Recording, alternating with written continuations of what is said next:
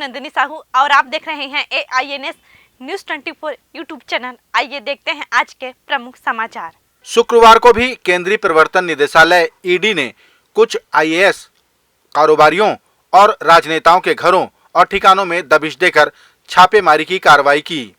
एक ही समय में ईडी के अधिकारियों ने रायपुर, दुर्ग, भिलाई, महासमुंद और रांची में छापेमार कार्रवाई को अंजाम दिया। जानकारी के अनुसार ईडी ने गिरफ्तार सौम्या चौरसिया के रिश्तेदारों और करीबियों के यहां भी छापेमारी की। ऐसी खबर है कि कोयला कारोबारी सूर्यकांत तिवारी के ससुर व बीज विकास निगम के अध्यक्ष अग्नि चंद्राकर के महासमुंद निवास पर भी ईडी की टीम पहुंची थी। ईडी की इस कार्रवाई को लेकर प्रदेश के मुख्यमंत्री भूपेश बघेल ने नाराजगी व्यक्त की और कहा कि जहां जहां चुनाव नजदीक होते हैं वहां वहां ईडी पहुंच जाती है। छत्तीसगढ़ में चुनाव है तो फिर इस प्रकार से कर रहे हैं। उनका तो उद्देश्य ही वही है।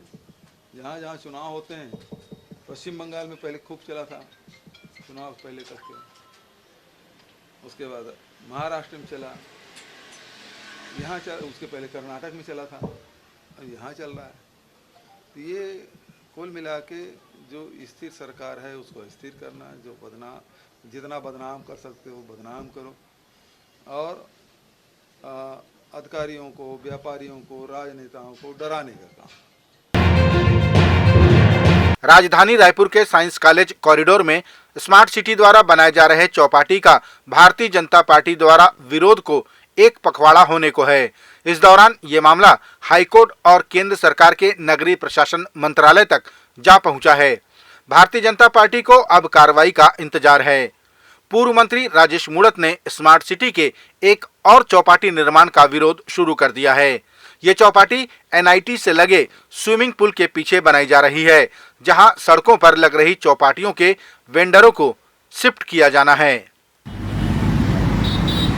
लाइब्रेरी है, सेंट्रल लाइब्रेरी, उसके पीछे स्विमिंग पूल है। स्विमिंग पूल के पीछे एक जिम बनी है महिलाओं के लिए। जो रोड पे लगा रहे ना, वहां पर अभी खुदाई चालू कर दी, कहते इनके लिए अंदर सेट बनाएंगे। और यहाँ सेंट्रल लाइब्रेरी के अंदर हजारों बच्चे पढ़ते हैं, जहाँ स्विमिंग पूल है वहां पर भाई इनका चौपाटी का एक नया व्यवस्थापन वहां भी करेंगे। इससे बड़ी बेवकूफी दुनिया के अंदर मैंने देखी नहीं है। उन अधिकारियों के ऊपर कहते हो, मेरे को शर्म आती। अरे तुम्हारे घर के अंदर एक एकड़ का बंगला बना के रखे हो ना, वहां व्यवस्थापन कर दे, तुम्हारा मालूम पड़ेगा तुम्हारे घर के पास चौपाटी खुलेगी तो वहां बच्चे पढ़ने आएंगे। भाई सेंट्रल लाइब्रेरी बनाई गई के लिए, वहां भी चौपाटी, यहां भी चौपाटी, अब बच्चा कहाँ है? जेडीयू के राष्ट्रीय अध्यक्ष व पूर्व केंद्रीय मंत्री शरद यादव के निधन पर छत्तीसगढ़ के मुख्यमंत्री भूपेश बघेल ने दुख प्रकट करते हुए अपनी श्रद्धांजलि अर्पित की है। उन्होंने स्वर्गीय शरद यादव के निधन पर कहा कि उनका जाना देश और समाज के लिए नुकसानदायक साबित होगा। धीरे धीरे वो राष्ट्रीय राजनीति में आए और जब तक के वो राजनीति में सक्रिय थे, भारतीय राजनीति को वो प्रभावित करते रहे अपने कार्यों से, अपने विचारों से। उसके जाने से एक युग की समाप्ति हुई है। एक बड़े राजनेता का जाना निश्चित रूप से देश के लिए, समाज के लिए नुकसानदायक है। मैं उन्हें श्रद्धा सुमन अर्पित करता हूँ। छत्तीसगढ़ के कोरिया जिले में भारतीय जनता पार्टी के पूर्व मंत्री भैयालाल राजवाड़े ने संसदीय सचिव व विधायक अंबिका सिंहदेव को लेकर किसी मामले में एक बयान दिया कि क्या वे खाली चेहरा दिखाने के लिए विधायक बनी हैं? क्या उसका ड्यूटी है? क्या सुन करके बन गई है? खाली चेहरा दिखाने के लिए है क्या?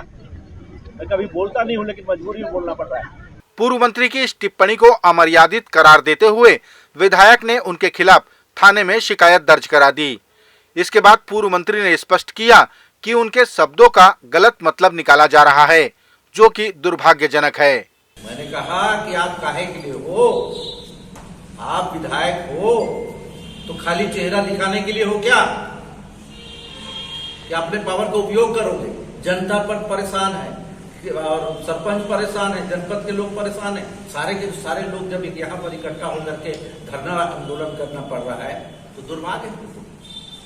आप पिछले विधायक बनी हैं, आप चाहती तो इसका निराकरण हो जाता। केवल खाली शब्द जो है मेरा उसको गलत आना ये लोग दिखा करके और मेरे ऊपर लांछन लगा रहे हैं। ये दुर्भाग्य।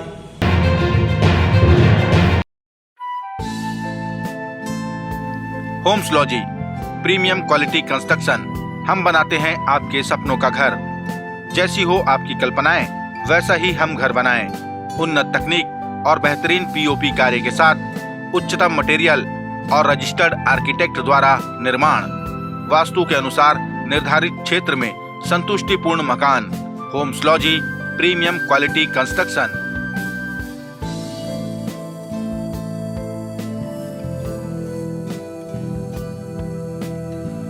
वाह, मैंने ऐसे ही घर की कल्पना की थी। छत्तीसगढ़ में लगातार प्रवर्तन निदेशालय ईडी की कार्रवाई को लेकर मुख्यमंत्री भूपेश बघेल नाराज नजर आए। उन्होंने कहा कि भारतीय जनता पार्टी अब मुकाबला करने में सक्षम नहीं है, इसलिए केंद्रीय जांच एजेंसियों का सहारा लेकर अधिकारियों और नेताओं को जांच के नाम पर डरा रही है। उन्होंने कहा कि छत्तीसगढ़ समेत पूरे देश में चिटफंड कंपनी ने करोड़ों के घोटाले किए हैं, उसकी जांच ईडी से क्यों नहीं कराई जाती। तथ्य डूबा है कि नहीं डूबा है, एक एक आदमी कह सकता है छत्तीसगढ़ का कि चिट फंड कंपनी में उनके पैसे डूबे हैं। और उसको हमने कहा कि भाई हम तो वापसी कर रहे हैं। पूरे देश भर में पहली सरकार है जो चिट फंड कंपनियों के संपत्ति को कुर करके निवेशकों के खाते में डालने का काम कर रहे हैं। लेकिन अभी तक के हम लोग जो किए हैं वो बहुत कम किए हैं। हजारों करोड़ रुपये में है और कुछ करोड़ रुपये हम वापस कर पाए हैं। ऐसे में क्योंकि ये पैसा कहीं कहीं मनी लॉन्ड्रिंग हुआ है तो ईडी उसकी जांच करे, क्यों नहीं करती।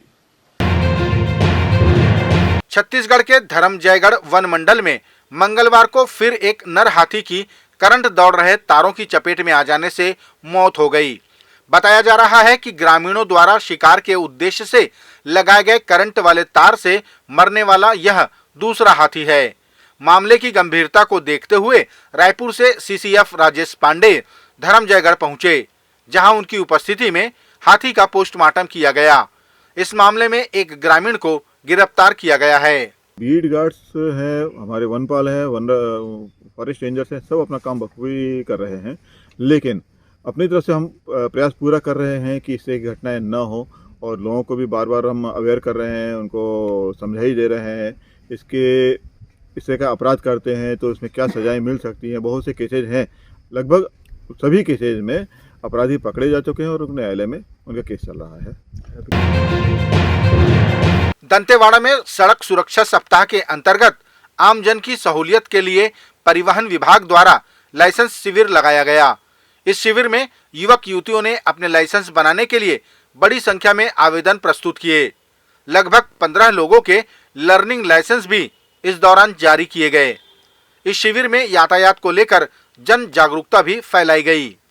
ये एक दिवसीय शिविर है और इसमें जो है हम लर्निंग लाइसेंस बना के देंगे आवेदकों को।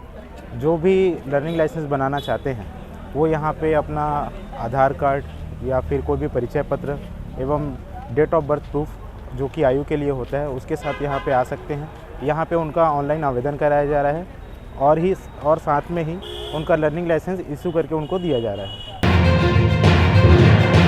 भारतीय जनता पार्टी के पूर्व मंत्री व विधायक ब्रजमोहन अग्रवाल ने मुख्यमंत्री भूपेश बघेल द्वारा उनके विधायकों के परफॉर्मेंस और टिकट काटे जाने वाले बयान पर कहा कि जो मुख्यमंत्री पिछले 4 सालों तक विकास का ढोल पीटते रहे, अब उन्हें विधायकों के कार्यों में कमी नजर आ रही है। पूर्व मंत्री ने कहा कि यह सब सत्य बात है कि कहीं कोई कार्य नहीं हो रहा है, सिर्फ भ्रष्टाचार के अलावा।